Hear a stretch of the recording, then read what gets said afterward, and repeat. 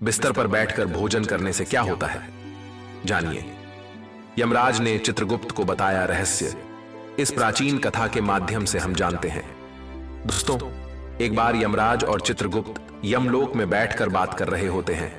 तभी चित्रगुप्त यमराज से पूछते हैं, हे प्रभु, किस कारण से मनुष्य की अकाल मृत्यु होती है?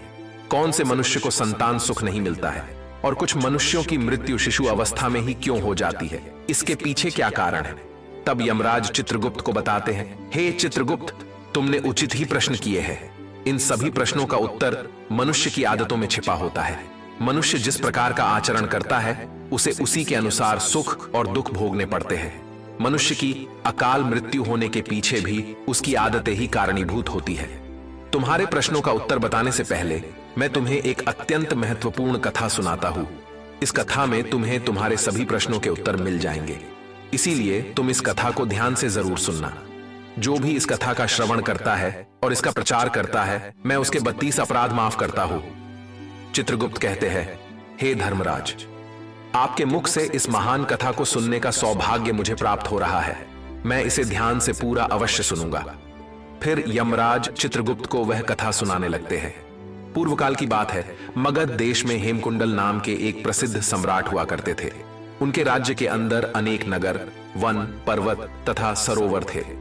महाराज हेमकुंडल अत्यंत गुणवान, बुद्धिमान तथा कुशल सम्राट थे। उनके राज्य में प्रजा अत्यंत संतुष्ट थी। प्रजा को किसी चीज की कोई कमी नहीं रहती थी। महाराज स्वयं ही अपनी प्रजा का ध्यान रखते थे। उनके राज्य में चोरों, लुटेरों का कोई भय नहीं था।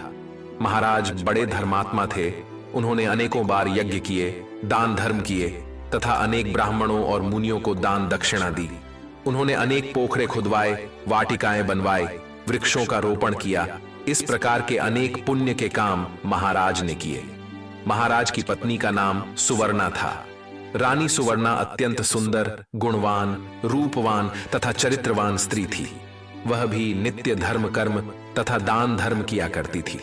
किंतु इतना सब कुछ होने के बावजूद भी महाराज को कोई संतान नहीं हो रही थी, जिससे महाराज अत्यंत दुखी थे। महाराज का दुख देखकर प्रजा भी अत्यंत दुखी थी। फिर एक दिन महाराज अपने राजमहल में बैठकर इस प्रकार से सोचने लगे, किस पाप के कारण मुझे पुत्रहीन रहना पड़ रहा है? मैंने ऐसा कौन सा पाप किया है जो मुझे इतना बड़ा दंड मिल रहा है? अब मेरी इस समस्या का हल केवल मुनि वशिष्ठ जी ही कर सकते हैं। इसीलिए मैं उनके पास जाकर इस समस्या के लिए उपाय मांगता हूं। फिर महाराज अपने रथ में बैठकर मुनि वशिष्ठ जी के आश्रम पर जाते हैं। वहां पर मुनि वशिष्ठ जी ने उनका स्वागत किया और उन्हें बैठने के लिए आसन देकर पूछने लगे, हे राजन, आज किस कारण से आपका हमारे आश्रम पर आना हुआ? कहीं आपने संन्यास तो नहीं लिया है? महाराज मुनि से कहने लगे, हे मुनिवर, ऐसी बात नहीं है। आज मैं आपके पास एक शंका लेकर आया हूं। मैं अत्यंत दुखी हूं। केवल आप ही मेरी इस शंका का समाधान कर सकते हैं। मुनि वशिष्ठ कहने लगे, हे राजन, भला आपको किस प्रकार का कष्ट? आप तो इतने बड़े राज्य के सम्राट हैं। आपके मन में जो भी शंका हो, आप निसंकोच होकर पूछिए। मैं अवश्य आपकी सहायता करूंगा। फिर महाराज हेमकुंडल कहने लगे, हे मुनिवर, मेरी कोई संतान नहीं है। किस पाप के कारण मुझे संतानहीन रहना पड़ रहा है? संतान के बिना मेरा उद्धार कैसे होगा? मेरे राज्य का उत्तराधिकारी कौन बनेगा? कृपया आप मुझे बताने की कृपा करें। किस कारण से मैं संतानहीन बन गया हूं और मुझे संतान प्राप्ति के लिए क्या उपाय करना चाहिए? फिर मुनि वशिष्ठ ठीक है कहकर अपनी योग शक्ति से महाराज के पूर्व जन्म को देखने लगते हैं और महाराज से कहते हैं, हे राजन, आपको संतान सुख न मिलने का कारण आपके द्वारा पिछले जन्म में किया हुआ पाप है। पिछले जन्म में आप एक शिकारी थे जो वन में रहकर शिकार करके अपना गुजारा चलाया करता था। फिर एक दिन आप वन में शिकार के लिए निकले थे। उस स्थान पर एक गाय अपने बछड़े को दूध पिला रही थी, किंतु आपके द्वारा अनजाने में ही उस गाय को बाण लगा और वह गाय घायल हो गई। उस गाय को घायल करने के कारण ही इस जन्म में आपको पुत्रहीन होने का श्राप मिला है। इस बात को सुनकर महाराज बहुत दुखी हुए और मुनि वशिष्ठ जी से प्रार्थना करने लगे, हे मुनिवर, इस पाप से मुझे कैसे मुक्ति मिलेगी? कृपया आप मुझे इस पाप से मुक्ति का उपाय बताइए। फिर मुनिवर कहते हैं, हे राजन, इस पाप से मुक्ति के लिए आप गायों की सेवा करें, इसी से आपको मुक्ति मिल जाएगी। फिर महाराज ने अपने राज्य में अनेक गौशाला बनवाई, ब्राह्मणों को गायों का दान किया और अपने महल में नित्य गाय की सेवा करने लगे।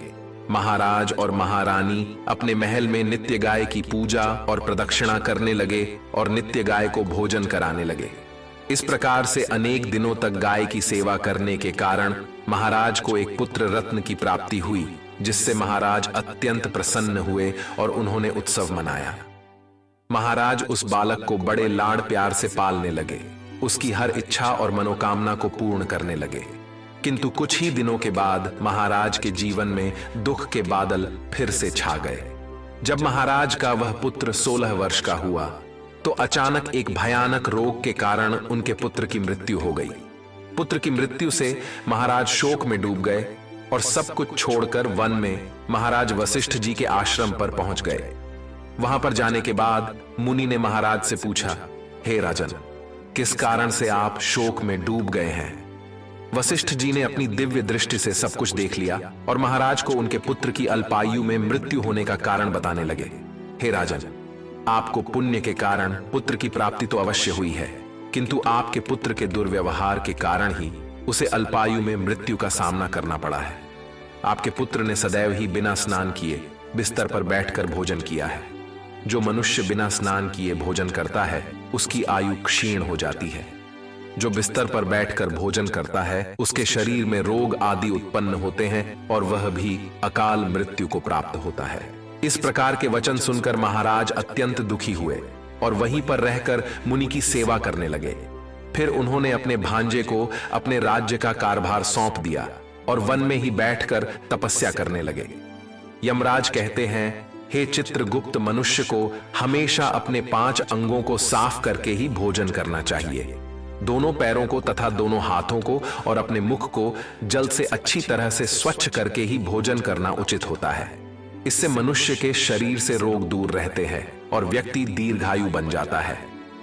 यमराज कहते हैं, भोजन शुरू करने से पूर्व उस भोजन के लिए भगवान को धन्यवाद देना चाहिए और संसार के समस्त प्राणियों को भोजन प्रदान करने की प्रार्थना करनी चाहिए। इस प्रकार से अन्न देवता को प्रणाम करके भोजन करने से मनुष्य को कोई पाप नहीं लगता है। यमराज कहते हैं, जमीन पर बैठकर भोजन करना ही श्रेष्ठ होता है। बिस्तर पर बैठकर भोजन करने से मनुष्य के शरीर में रोग उत्पन्न होते हैं और उसकी आयु कम हो जाती है। शास्त्र कहते हैं कि दहलीज पर बैठकर भी भोजन नहीं करना चाहिए। यमराज कहते हैं, 3 प्रकार का भोजन मनुष्य को नहीं करना चाहिए।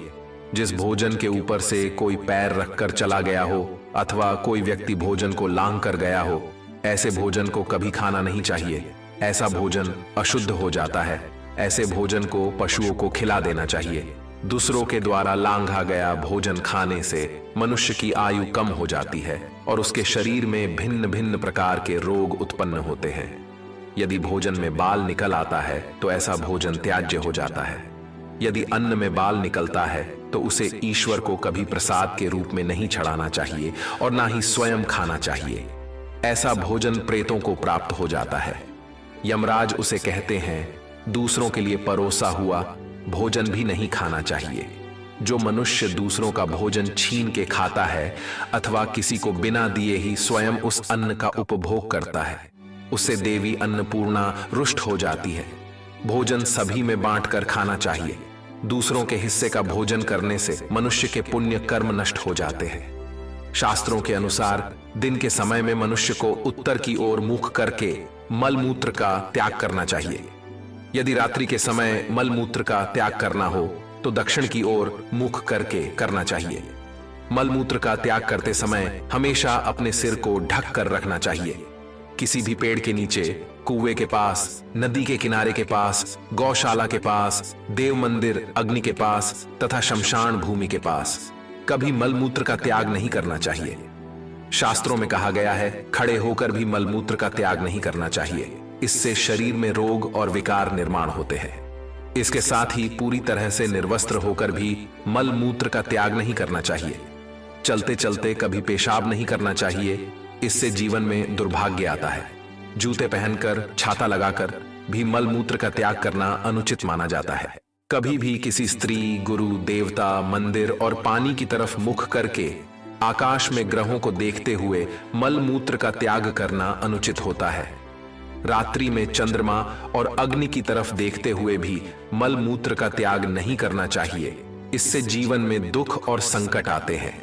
मल मूत्र का त्याग करने के बाद उस भाग को स्वच्छ करना चाहिए तथा अपने हाथों को भी जल से शुद्ध करना चाहिए। मल मूत्र का त्याग करने के बाद किसी दीवार पर साफ नहीं करना चाहिए, इससे पशु के रूप में जन्म प्राप्त होता है। मल मूत्र का त्याग करने के बाद उसे अच्छे से ढक देना चाहिए और उस पर मिट्टी डालनी चाहिए ताकि कोई पशु उसे खाए नहीं। यमराज कहते हैं, मनुष्य को कभी निर्वस्त्र होकर स्नान नहीं करना चाहिए, इससे पितृदेव रुष्ट हो जाते हैं। पितृदेव रुष्ट हो जाने पर मनुष्य अपना सब कुछ खो बैठता है। इस प्रकार से यमराज ने चित्रगुप्त को मनुष्य के आचार विचार तथा अच्छी और बुरी आदतों के संबंध में महत्वपूर्ण ज्ञान दिया है। वह अत्यंत महत्वपूर्ण है।